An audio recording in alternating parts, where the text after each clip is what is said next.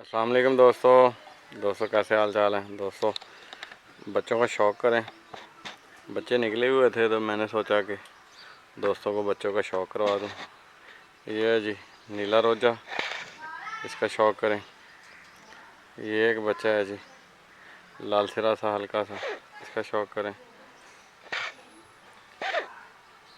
ये एक बच्चा है जी लाल सिरा लाल चीना, इसका शौक़ करें।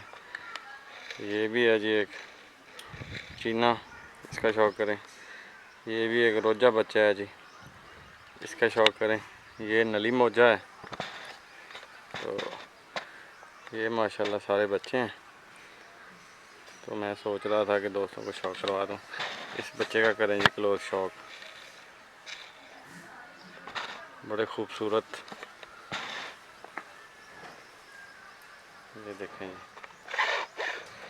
अभी डांगी तकरीबन बांधने वाले ही हो गए हैं।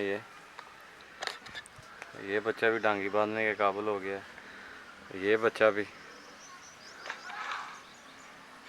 और ये अभी थोड़ा सा छोटा है। ये कुछ 5-7 दिन ले जाएगा डांगी बांधते बांधते। तो मैंने सोचा कि दोस्तों को शौक़ करवा दूँ। तो बताएं जी कैसे लगे हैं आपको बच्चे। वीडियो को लाइक शेयर और चैनल को भी कर दें सब्सक्राइब। अपना ढेर सारा ख्याल रखिएगा। अल्लाह हाफ़िज़।